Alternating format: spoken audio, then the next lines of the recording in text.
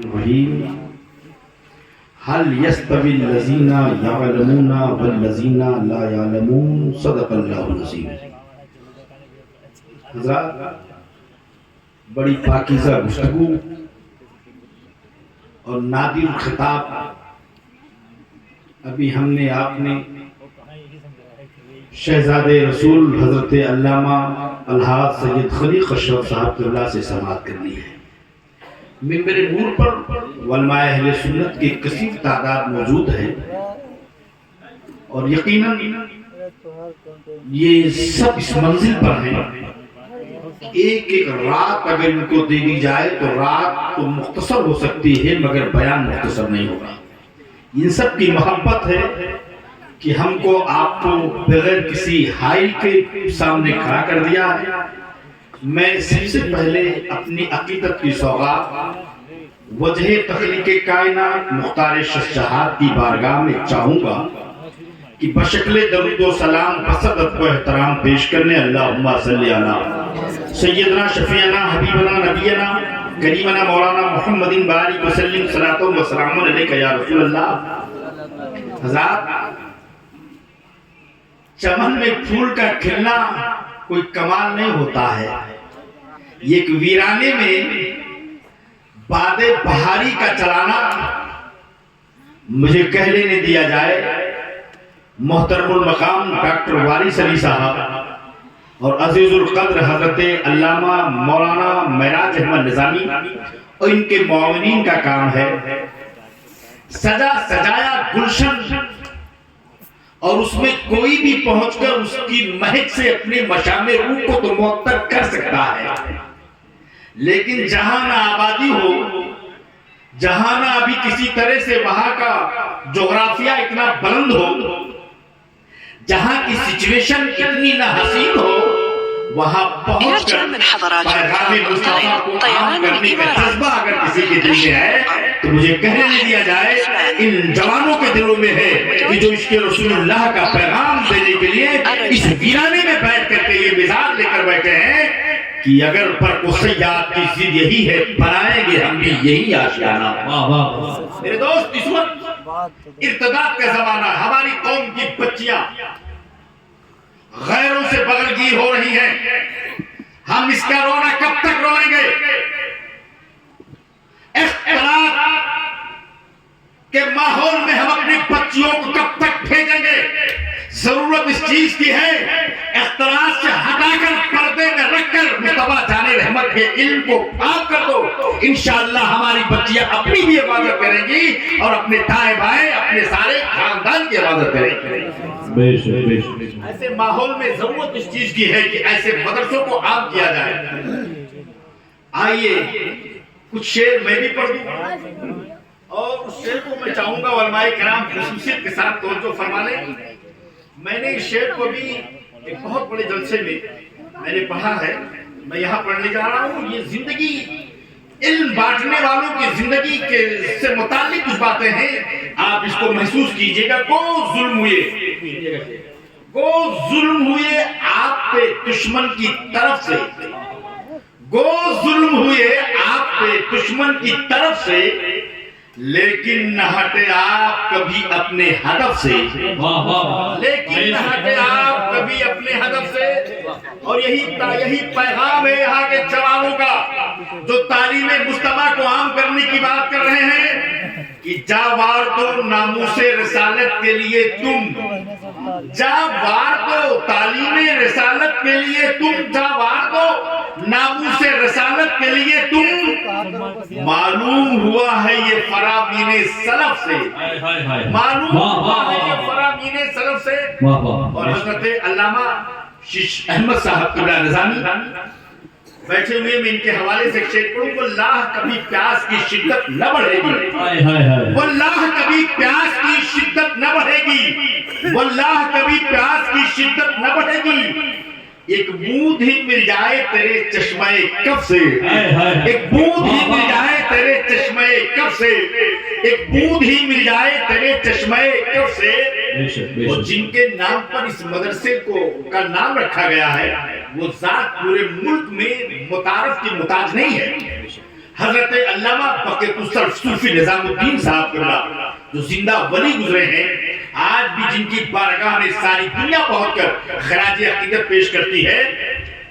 اور ایک شعر اور سننے کی اسی زمین پر، سوشل میڈیا کا زمانہ ہے، فیضان ابو بکر، مقام ابو بکر سے دنیا الجھ رہی ہے. میں اس شعر کو اس ماحول میں کہنا چاہوں گا، بغض ابو بکر ہے پھر کچھ نہیں ہوگا، گر بغض ابو بکر ہے پھر کچھ نہیں ہوگا.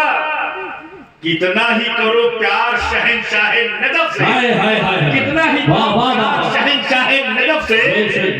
اور جو یاد میں محبوب کی دامن پہ گرا ہے، جو یاد میں محبوب کے دامن پہ گرا ہے، وہ عشق سمجھ لیجئے اچھا ہے صدف سے، وہ عشق سمجھ لیجئے اچھا ہے صدف سے.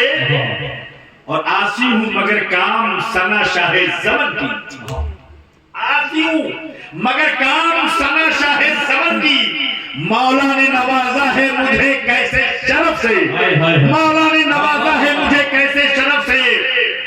اور مولا سے کرائیں گے شفاعت شہ بدھا، اپنا بھی تعلق ہے گنہگاروں کی سب سے. توجہ فرمائیں، آج دنیا کہہ رہی ہے مسلمانوں کے پاس کالج نہیں ہے، مسلمانوں کے پاس دینیات کے عام کرنے کی کوئی مشن نہیں ہے، مسلمانوں کے پاس اسلام کے تحریک کو آگے بڑھانے کا کوئی پیغام نہیں ہے. خدا کی قسم ہماری قوم کا بچہ بچہ اپنے زمانے کا مبلغ ہے، ہمارے قوم کا بچہ بچہ اپنے زمانے کا متحرک و فعال ہے.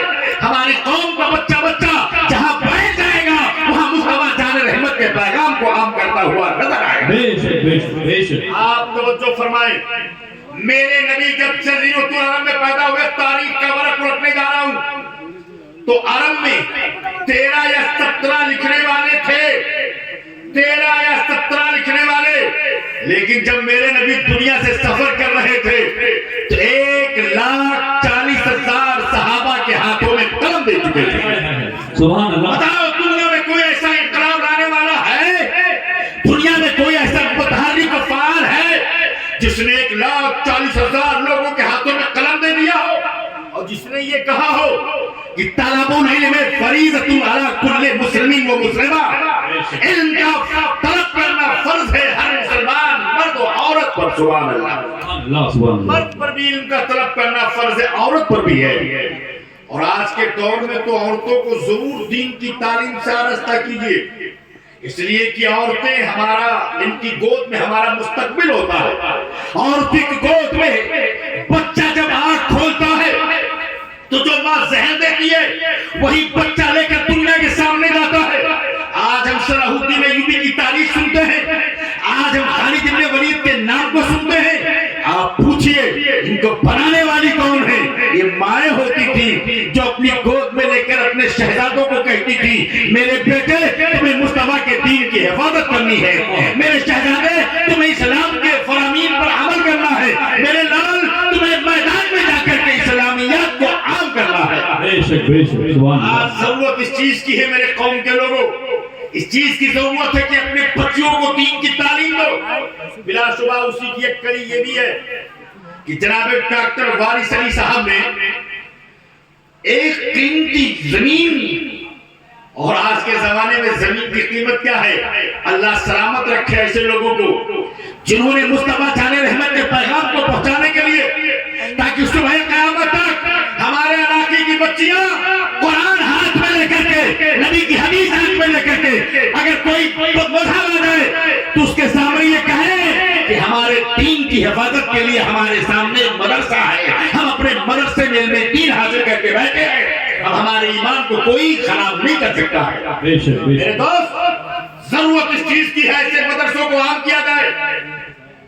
کہنا بہت آسان ہے میرے بھائی، مگر کرنا بہت مشکل ہے. دور حاضر میں تو اتنا مشکل ہے، آپ کو بتاؤں ارتداد کا زمانہ ہے. اخبار میں روز خبریں ملتی ہیں فلاں علاقے کی بچی مرتدہ ہو گئی، فلاں بچی کسی اور کے ساتھ چلی گئی. اس کے ذمہ دار ہم ہیں کہ ہم نے اپنی بچیوں کو دین کی تعلیم نہیں دی، قال اللہ قال رسول کا پیغام نہیں سنایا.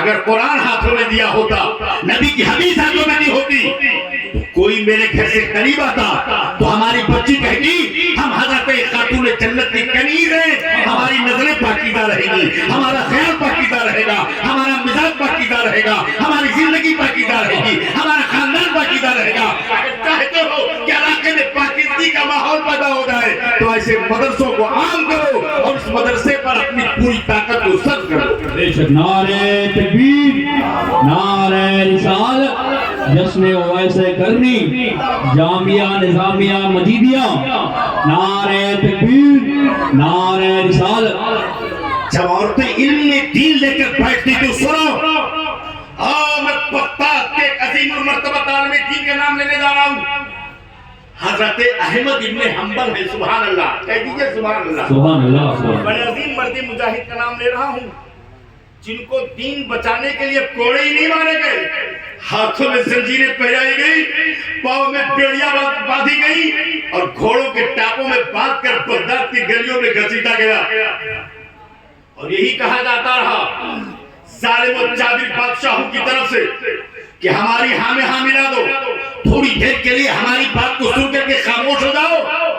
لیکن جو اللہ کا بندہ ہوتا ہے، مصطفیٰ جان رحمت کے دین کا عاشق ہوتا ہے، پیغام حق لے کے اٹھتا ہے، وہ کہتا ہزاروں ظلم کرو، لیکن جو مرد مجاہد ہوتا ہے گردن نہ جھکی جس کی جہانگیر کے آگے۔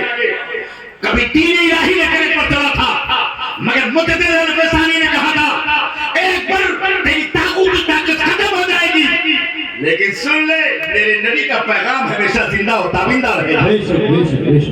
احمد ابن حنبل جن کا میں نام لینے جا رہا ہوں، بغداد کی گلیوں میں گھسیٹتا جا رہا تھا، کوڑے مارے جا رہے تھے۔ رمضان شریف کا زمانہ تھا، توجہ سن لو، رمضان شریف کا زمانہ تھا۔ حکم دیا بادشاہ نے کوڑے مار، جلاد کوڑے لے کر پیٹھ پر مارنے لگا۔ ایک پہلا کوڑا پڑا تو آپ نے کہا بسم اللہ الرحمن الرحیم، دوسرا کوڑا پڑا تو کہا الحمدللہ، جب تیسرا کوڑا پشت پر پڑا تو آپ نے کہا ماشاءاللہ۔ اتنے میں کوڑے پڑتے رہے مگر یہ مرد مجاہد ڈٹا رہا، اپنی جگہ سے ہٹا نہیں۔ ایک کوڑا آپ کے پاجامے کے زاربند پر پڑا، زاربند ٹوٹ گیا، پاجامہ نیچے آ رہا تھا تو آپ نے سر اٹھایا آسمان کی طرف اور ایک جملہ کہا مولا میں تیرے دین کی حفاظت کے لیے کوڑے کھا رہا ہوں، مولا میں تیرے دین کی حفاظت کے لیے ننگی پیٹھ پر کوڑے سہ رہا ہوں، کیا ان لوگوں کے سامنے تو مجھے رسوا کر دے گا؟ کیا لوگوں کے سامنے تو میری عزت کی حفاظت نہ کرے گا؟ تاریخ گواہ ہے میرے دوست، نیچے آنے والا پاجامہ اوپر گیا تھا اور جا کر اپنی جگہ پہ چپک گیا تھا۔ یہی حضرت احمد ابن حنبل ہے جو میں کہنا چاہ رہا ہوں۔ اپنی درسگاہ میں بیٹھے ہیں، چند عورتیں آئیں، سن لو مدرسہ کیوں ضروری ہے، بچیوں کو دین کا علم کیوں دینا ضروری ہے۔ بچیاں جب دین کی تعلیم سے آراستہ ہوں گی تو ہمارا مستقبل درخشندہ ہوگا، ہماری آنے والی زندگی چمکدار ہوگی، ہمارا بھوش اجول ہوگا، ہماری نسلیں سدھریں گی، ہمارا بچہ ادھر جائے گا، مصطفیٰ کا پیغام لے کر جائے گا۔ میں آپ کو بتانا چاہ رہا ہوں، عورتیں آ گئیں، احمد ابن حنبل بیٹھے ہیں، چند عورتوں نے آ کر سوال کیا، حضور ایک مسئلہ پوچھنا ہے، توجہ سن لو، ایک مسئلہ پوچھنا ہے۔ مولانا معراج نظامی صاحب یہ کام جو لے کر آپ چلے ہیں اللہ تعالیٰ آپ کے بازوؤں کو طاقت بخشے، بڑا کمزور شخص ہے بظاہر مگر ہمت کا بڑا دھنی ہے، اور جب ڈاکٹر وارث جیسے لوگ ان کے ساتھ ہو جائیں تو انشاءاللہ یہ کہیں گے کہ کھینچ لائیں گے ہم سورج کو آدھی راتوں میں، میرا بابو کھینچ لائیں گے ہم سورج کو آدھی راتوں میں، جہاں کی بگڑی بنائیں گے باتوں باتوں میں۔ میں عرض کر رہا ہوں ڈاکٹر صاحب آپ بھی بیٹھ جائیں تھوڑی دیر کے لیے، بڑی دور سے سفر کر کے آیا ہوں، آپ کو نہیں معلوم ہے پرانی یادیں تھیں، ان یادوں کو زندہ کرنے کے لیے میں حاضر ہوا ہوں، مگر توجہ سنو، بچیوں کو دین کی تعلیم کیوں دینا ضروری ہے؟ احمد ابن حنبل کی درسگاہ ہے، ہمارے ان چاروں اماموں میں سے ایک امام ہے احمد ابن حنبل، رات بیٹھے ہیں، عورتوں نے کہا حضور مسئلہ پوچھنا ہے، کہا پوچھئے، کہ سرکار ہم لوگ دھاگا کاٹتے ہیں، سوت بناتے ہیں، اور کبھی کبھی شہنشاہ کی سواری گزرتی ہے تو مشال بردار آگے آگے ہوتے ہیں، اس کی روشنی میں ہم اپنے دھاگے کو بناتے ہیں، تو یہ بتائیے اس دھاگے پر زکوٰۃ کتنی ہے؟ توجہ سنیے گا۔ تو احمد ابن حنبل نے کہا سنو، اگر تم بشر حافی کی بہن ہو تو تمہارے لیے مسئلہ الگ ہے، اور اگر تم کسی اور خاندان سے ہو تو تمہارے لیے مسئلہ الگ ہے۔ عورتوں نے کہا حضور کا شریعت میں بھی تفاوت ہے، مسئلے الگ الگ ہے۔ کہاں بشر حافی کی بہن کے لیے مسئلہ یہ ہے کہ جب بھی وہ بیچنے کے لیے اپنے دھاگے کو بازار بھیجے تو یہ کہہ دیا کرے یہ بادشاہ کے مشعل بردار کے روشنی میں دھاگا بنایا گیا ہے۔ بادشاہ نے جب اپنا سفر کیا تھا تو رات میں جب لوگوں نے چراغ جلا کے رکھا تھا مشعل، اس کی روشنی میں دھاگا بنا ہے۔ مجھے بتاؤ یہ علم کب آیا، یہ سوچ کب آئی، یہ خیال کب آیا جب ان کے سینے میں اس کے رسول کا چراغ جل رہا ہے؟ بے شک بے شک بے شک۔ ورنہ آج عالم یہ ہے کہ مردوں کو پتہ نہیں ہے، ہمیں خبر نہیں ہے ہم کہاں جا رہے ہیں، ہماری زبان پر کتنے جملے صبح سے شام تک نکل رہے ہیں، اتنے الفاظ ہماری زبان پر چڑھ چکے ہیں کہ میں آپ کی اگر وہ بتاؤں کہ ہمارے زبان پر کتنے الفاظ چڑھے، یہ محض لا علمی کی وجہ سے، محض لا شعوری کی بنیاد پر، محض نہ جاننے کی بنیاد پر۔ ہم نے دیکھا ہے اپنے اس علاقے میں رہ کر کے، میں چونکہ بہت دنوں تک آپ کے شری گنج میں رہا ہوں، قبرستان کو علاقے میں لوگ صحابہ کہتے ہیں، قبرستان میں اس کو جاتے کہتے صحابہ یہاں ہے، ہمارے یہاں کا صحابہ یہاں ہے۔ یہ ہمارے کم علمی کی دلیل ہے۔ اگر ہماری بچیاں پڑھی ہوگی، ہمارا سماج بکھرا ہوگا، ہمارے قوم کے بچے پڑھے ہوں گے تو کبھی صحابہ کا لفظ نہیں بولیں گے۔ یہ خیروں نے ہم پر تبرہ کیا ہے اور ہماری کم علمی نے اسے قبول کر لیا ہے۔ انہوں نے صحابہ کا مذاق اڑایا تھا، یعنی جو قبرستان کے مردوں کا مقام ہے وہی مقام معاذ اللہ صحابہ کا۔ یہ ہم نے کیوں؟ ہمارے پاس علم نہیں تھا۔ ہماری مائیں جب پڑھی ہوں گی تو بچوں کو بچپن میں بتائیں گی بیٹا میرے نبی کی حدیث یہ ہے، بیٹا میرے نبی کا فرمان یہ ہے، بیٹا میرے نبی کا فرمان یہ ہے، بیٹا میرے نبی اس طرح کھاتے تھے، بیٹا میرے نبی اس طرح سے ہاتھ دھوتے تھے، دسترخوان پر اس طرح بیٹھتے تھے۔ کیوں؟ جب مائیں پڑھی لکھی ہوتی ہے تو بچہ باشعور ہوتا ہے، اور جب بچوں کو علم نہیں دیا جائے گا تو میں نے ابھی وہی کہا وہی ہوگا۔ ارتداد کا جو ماحول ہے اس پر کوئی دیوار نہیں کھینچ سکتا، سدے باب نہیں کر سکتا، دیواروں پر باندھ نہیں لگا سکتا ہے۔ ضرورت ہے استعلاء پر باندھ لگانے کی، تو بچیوں کے مدرسے کو عام کر دو تاکہ ارتداد کا دروازہ ہمیشہ کے لیے بند ہو جائے۔ نعرہ تکبیر، نعرہ رسالت، جشن ویسے کرنی، جامعہ نظامیہ مجیدیہ، نعرہ تکبیر، نعرہ رسالت۔ علم سے انسان کو بلندی ملتی ہے، دولت سے نہیں ملتی، ثروت سے نہیں ملتی، زمین کی کثرت سے نہیں ملتی، بلندی ملتی تو علم کی بنیاد پر۔ اللہ اکبر۔ اگر علم ہے تو حضرت بلال جو بظاہر شکل و صورت کے سیاہ تھے، حضرت صدیق اکبر انہیں سیدنا کہتے تھے، ہمارے سردار، ہمارے آقا۔ علم اگر ہو تو حضرت بلال کو کعبہ کی چھت پر میرے نبی چاہتے ہیں اور سارے صحابہ ان کے اذان کو سنتے ہیں۔ کیا ابو بکر صدیق اکبر نہیں ہے؟ فاروق اعظم نہیں ہے؟ عثمان غنی نہیں ہے؟ فاتح خیبر نہیں ہے؟ اجلے صحابہ ہے، لیکن چھت پہ چڑھایا ہے نبی نے تو حضرت بلال کو چڑھایا ہے۔ اسلام میں خاندان نہیں دیکھا جاتا ہے، ذات نہیں دیکھی جاتی ہے، بلندی نہیں دیکھی جاتی ہے، تقویٰ دیکھا جاتا ہے، طہارت دیکھی جاتی ہے، عشق رسول کا جو چراغ سینے میں جلتا ہے اسے دیکھا جاتا ہے۔ سنو، جب بچی پڑھ لکھ کر کے پیغام مصطفیٰ کو لے کر چلے گی تو دنیا کہے گی کہ ڈاکٹر وارث علی صاحب نے اس بنجر زمین پر ایک مدرسہ قائم کیا تھا، مولانا معراج نظامی نے محنت کی تھی۔ آج ہمارے علاقے کی بچیوں کا شعور بلند ہو گیا، ہمارے علاقے کی بچیاں دین کی تعلیم عام کر رہی ہیں۔ کون نہیں جانتا ہے زمانہ ایسا بھی آیا ہے میرے دوست، ایسا بھی زمانہ آیا ہے۔ آج دنیا کے لیے دیکھو، حضرت سلیمان علیہ السلام اللہ کے پیغمبر ہیں۔ قرآن مقدس کی آیت کریمہ کی جانب اشارہ کرنا چاہوں گا، توجہ سنیے گا۔ علامہ راضی کی ایک بات یاد آ گئی ہے۔ حضرت سلیمان علیہ السلام اپنے لشکر کے ساتھ گزر رہے تھے تو ایک چونٹی نے کہا تھا ساری چونٹیوں اپنے اپنی سوراخ میں چلی جاؤ۔ کہیں لشکر سلیمان لاشعوری طور پر توجہ نہ دینے کی بنیاد پر ہمارے اوپر سے گزر کے ہمیں مسل نہ ڈالے. قرآن مقدس کی آیت کریمہ فتبسم ضاحکا علیہ، حضرت سلیمان کو مسکراہٹ ہوئی اس پر، تو اللہ نے اس چونٹی کو صبح قیامت تک کی چونٹیوں کا ملکہ بنا دیا. وجہ کیا ہے چونٹی کو ملکہ بنانے کا؟ علم کی بنیاد ہے. اور قرآن کی ایک سورت چونٹی کے نام پر ہے. سبحان اللہ. قرآن مقدس کے ایک سورت چونٹی کے نام پر ہے. علم ہے تو چونٹی کو رب نے مقام بخشا جس کی کوئی قدر و قیمت نہیں، کوئی حیثیت نہیں ہے. آپ اپنے چٹکی سے چاہے مسل دیں، لیکن اس نے علم کی بنیاد پر جان لیا تھا کہ حضرت سلیمان کا لشکر آ رہا ہے، اور اپنے ساری چونٹیوں سے خبردار کیا تو حضرت سلیمان مسکرا پڑے. اللہ نے اس چونٹی کو یہ درجہ بخشا، اللہ نے اس چونٹی کو یہ مقام دیا کہ صبح قیامت تک کی چونٹیوں کا اسے ملکہ بنا دیا. بے شک بے شک. سبحان اللہ. دوستو، انسان کی بلندی کیوں ہے؟ اس بنیاد پر کہ رب نے حضرت آدم کو علوم کائنات سے آراستہ اور پیراستہ کر دیا تھا. ایک بات کہنا چاہوں گا، ابھی حضرت سید صاحب قبلہ نے بڑی گفتگو کی، مگر وہ علم آدم الاسماء کلہا کی تفسیر میں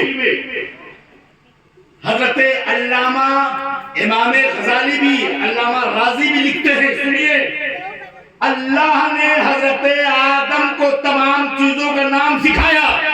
اس کے ضمن میں فرماتے 7 لاکھ زبانوں کا علم اللہ نے عطا فرمایا. اس وقت دنیا میں 7 لاکھ زبانیں نہیں، تقریباً 400 سے یا 500 زبانیں ریسرچ کر کے لوگوں نے بتایا بولی جا رہی ہیں. مگر حضرت آدم کو اللہ نے 7 لاکھ زبانوں کا علم عطا فرمایا. جب حضرت آدم کے علم کا عالم ہے، اے مولا ابراہیم کے خوشعقیدہ مسلمانوں، ایمان مضبوط کر کے جاؤ.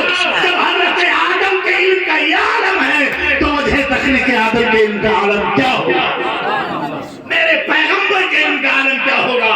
جب حضرت آدم 7 لاکھ زبانوں کا علم جانتے ہیں تو بتاؤ مصطفیٰ چار رحمت کے علم کا عالم کیا ہوگا؟ جب ان کے قدم بھر دیتے ہیں شاہان زمانہ کی جھولی، محتاج کا بھی عالم ہے، مختار کا عالم کیا ہوگا؟ چونٹی کے نام پر قرآن کی ایک سورہ ہے. کیوں؟ اس چونٹی کے علم نے اس کو بلندی عطا فرما دی. اور سنو، جو بچیاں باشعور ہو کے نکلے گی، قرآن ہاتھوں میں لے کے نکلے گی، نبی کی حدیث لے کے نکلے گی، بتانے کی ضرورت نہیں پڑے گی یہ بچی پڑھ کر کے نکلی ہے. حضرات اپنے دروازے پر گلاب کا پھول لگا دیجئے. ڈاکٹر صاحب کہیں گے زمین میری تھی، مولانا معراج صاحب کہیں گے پانی میں نے ڈالا، پنکھڑیوں کو میں نے صاف کیا. ہوا کہے گی باد نسیم سے میں نے اس کے پتوں کو ہلایا. کوئی کہے گا پھول میرا، یہ کہیں گے پھول میرا، علاقے کے لوگ کہیں گے پھول میرا. لیکن میرے دوست جب خوشبو پھیلے گی، ہوا چلے گی، تو پورب کی ہوا چلے گی تو پچھم کے لوگ معطل ہو جائیں گے، اور پچھم کی ہوا چلے گی تو پورب میں خوشبو پہنچے گی. دکھن سے ہوا چلے گی تو اتر والوں کو بہکائے گی، اتر سے ہوا چلے گی دکھن والوں کو بہکائے گی. اب خوشبو پر کسی کی پابندی نہیں رہ جائے گی. جب یہ علم دین مصطفیٰ کا مدرسہ بنے گا تو یہ کہیں گے مدرسہ ہمارا ہے، لیکن مصطفیٰ کا فرمان یہ بچہ چاہ جائے گی، اس کی خوشبو سے دنیا معطر ہو جائے گی. گلاب کے پھول کی طرح دنیا مہکے گی. اور سنیے، ہمارے ہاں تو نیت کی بڑی حیثیت ہے. انما الاعمال بالنیات. علم کی اتنی، آج تو علم کے بارے میں بات آئی. وہاں میرا صاحب ان دنوں میں اکثر ختم بخاری امام بخاری پر بولتا رہا ہوں، اس لیے مجھے ایک بات یاد آئی. امام بخاری نے علم کی اہمیت پر توجہ دینا چاہیے. 1000 میل کا سفر طے کیا. کون؟ امام بخاری نے. اونٹ کی پیٹھ پر بیٹھے ہیں. ایک صحابی رہتے ہیں شام میں.